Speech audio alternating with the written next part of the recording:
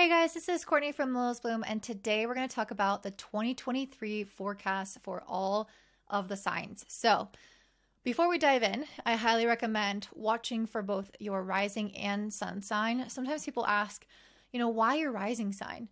And this is because it will determine the house placements. However, over the years, I've also been watching for my sun sign, and this has always been really relevant as well. So, I highly recommend that. The other thing I will add is that this is not going to go over all of the details of 2023. That's going to be super overwhelming, take way too long.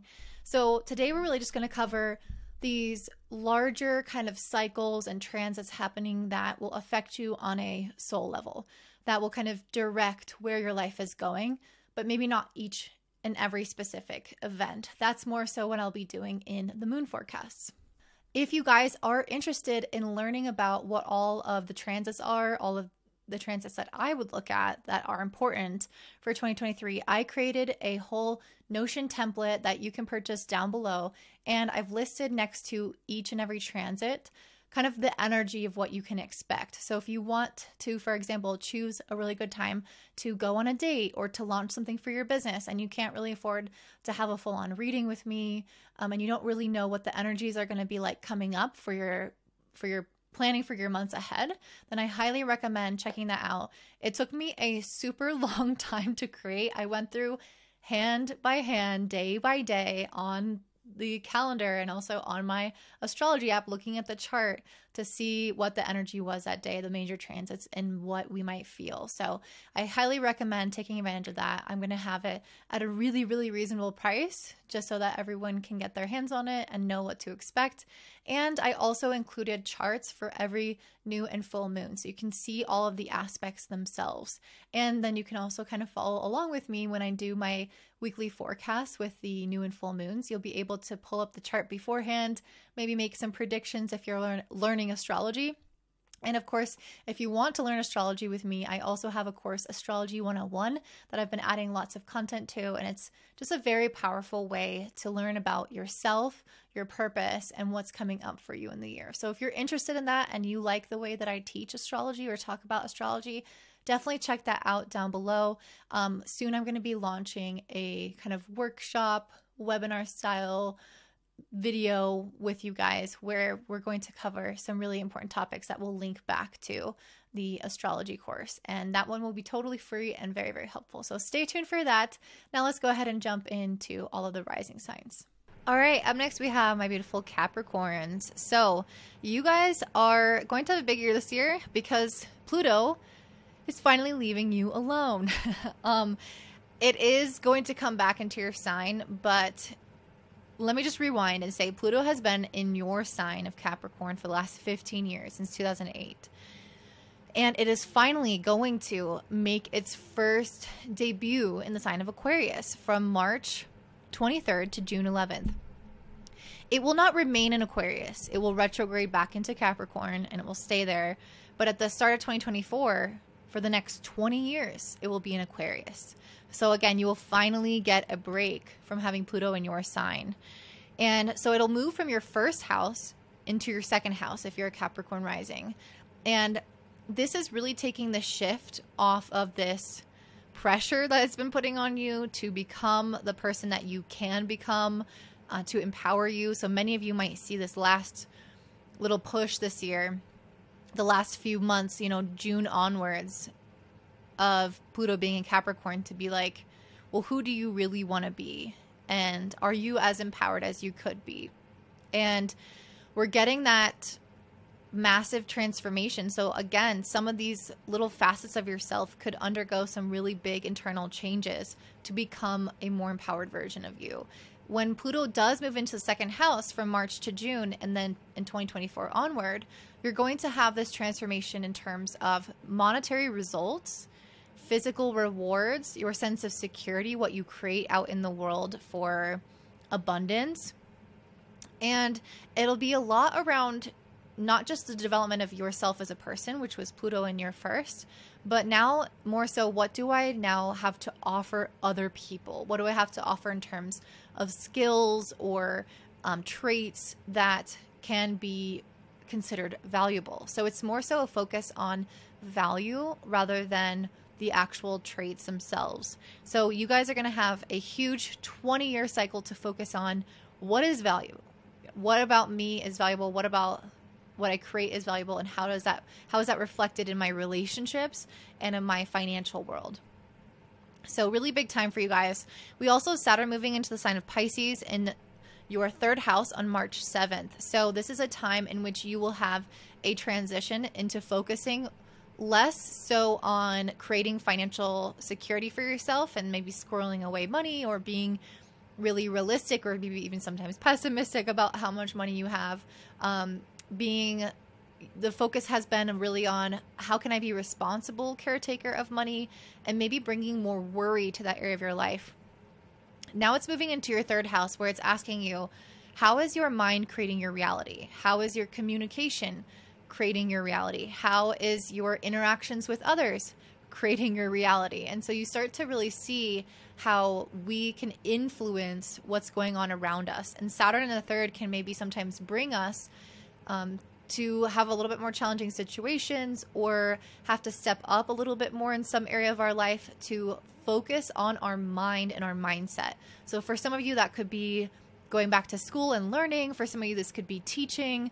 For some of you guys, this could be just very simply working on your thoughts every day. But Saturn is always asking us to put more effort and responsibility into whatever area of our life it resides in. If you have siblings, this could create a little bit more tension or distance with those people in your life. So just kind of keep that in mind. If you start to notice that I don't really feel close to my brother or my sister anymore, it's temporary. It's a 2.5-year transit and it will get better after that. Very likely, I will say. I only say that because I have very much seen that in my clients' charts. Like they will just full on not be talking to their, sibling at a certain period of time. But it will really vary depending on what's in your natal chart in the third house as well. So the kind of experience you get always is going to vary based off of your chart. If you ever want a reading to figure out what that will look like for you, then definitely go to my website, willisboom.com. All right, we also have Jupiter in the sign of Aries. It has been here in 2022 and will continue in 2023 in your fourth house until May 16th.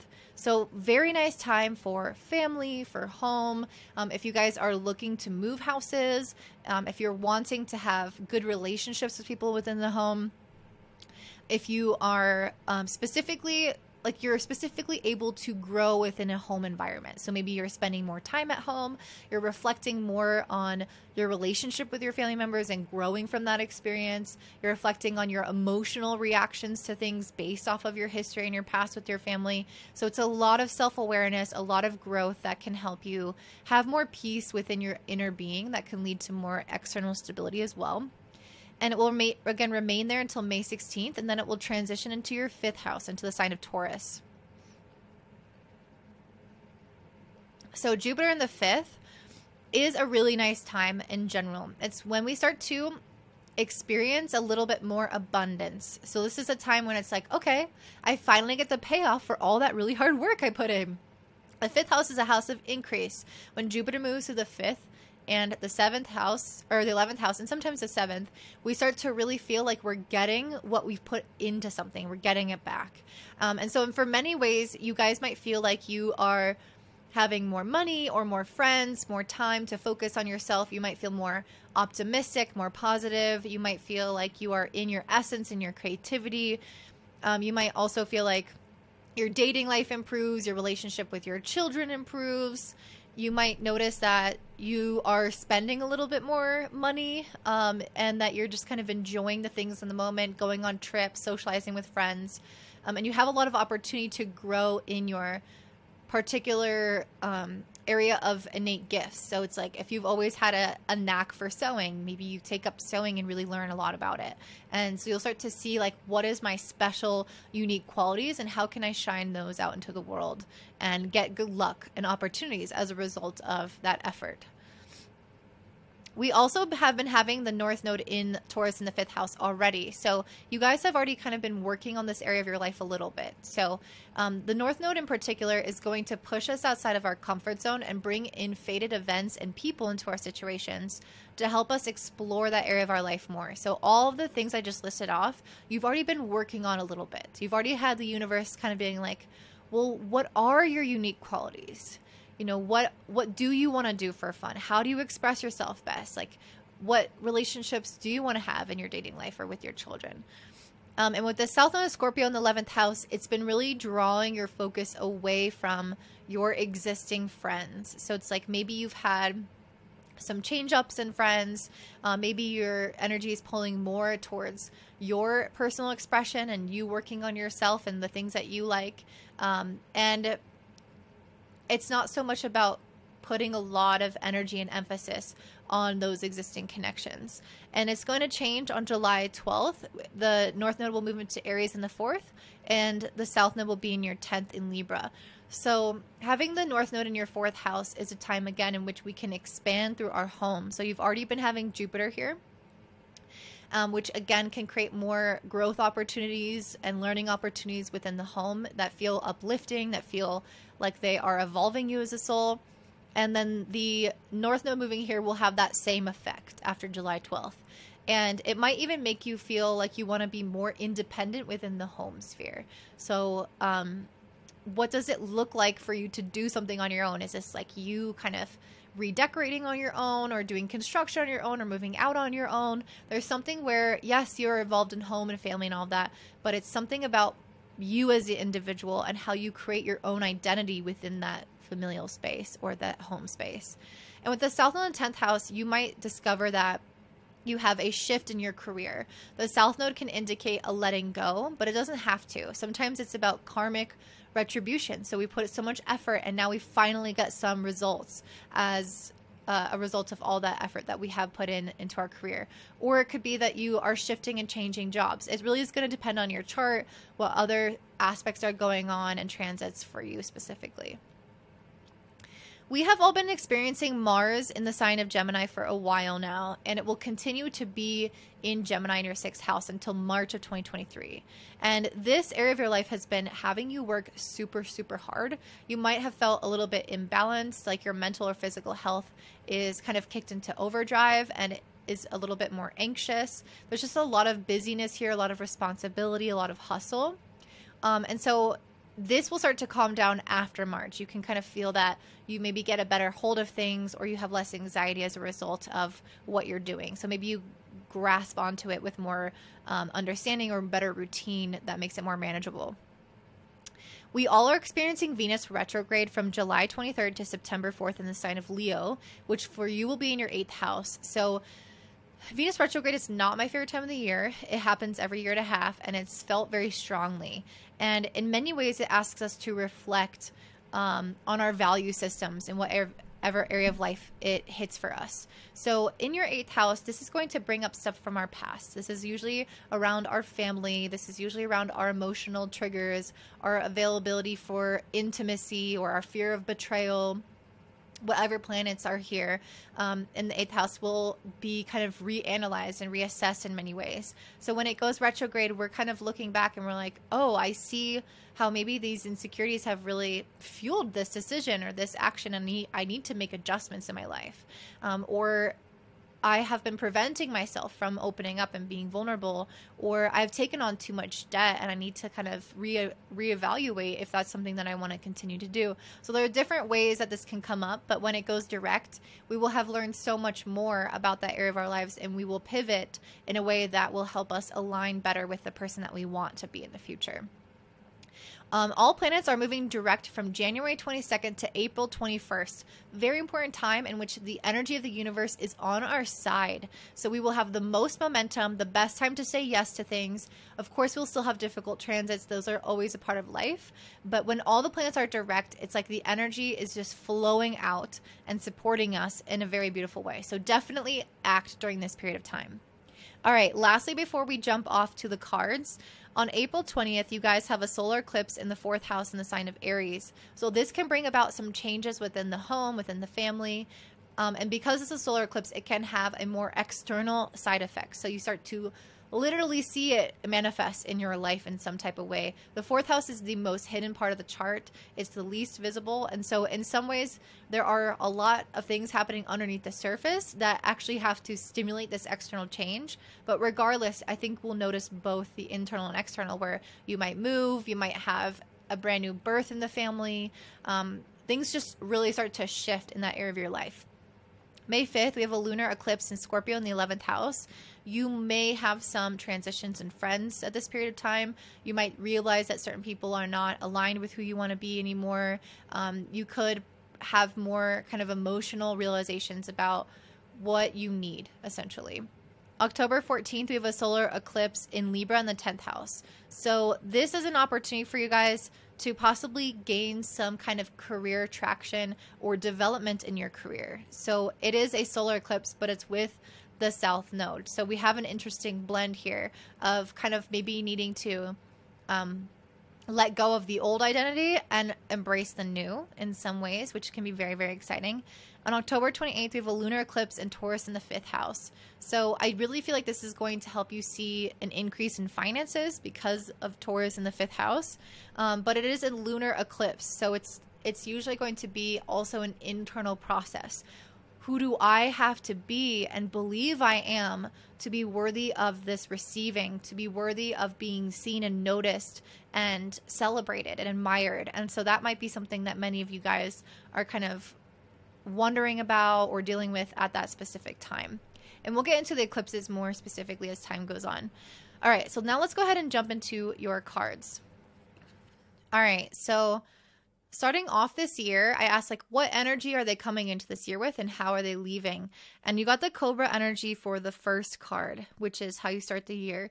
It's pausing, waiting, and the inner teacher. The Cobra represents a teacher or spiritual guardian. So many of you guys might be in a phase in which you are feeling like you are waiting for your next big steps. And some of you might quite literally be learning from a teacher, or you might be wanting to be a teacher of some information, but it's like the time isn't quite right. There's more steps along the way that you have to go through to get to that next phase. But there feels like with the pausing and the waiting, it feels like the universe is holding you in a little bit of a liminal state. It can either be unknown or you're like chugging along and working towards something, but it feels like a pause in terms of like what your big ultimate goal is that you really, really want. And then it's funny because by the end of the year, you have totally different energy.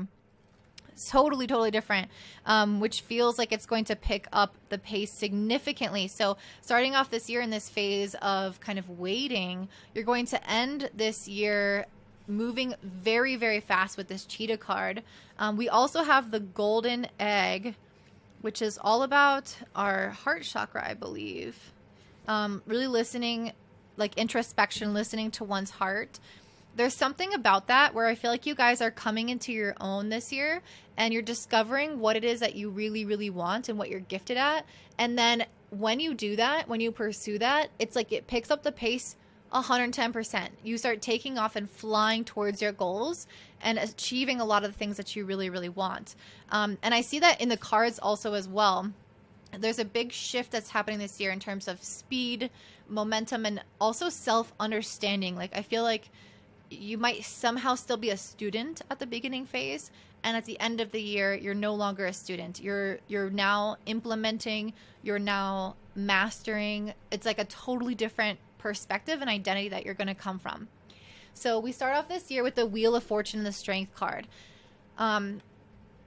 And the Five of Cups. And I really feel like what this is saying is that this is what's transforming for you this year. The Wheel of Fortune is indicating that fortune is shifting.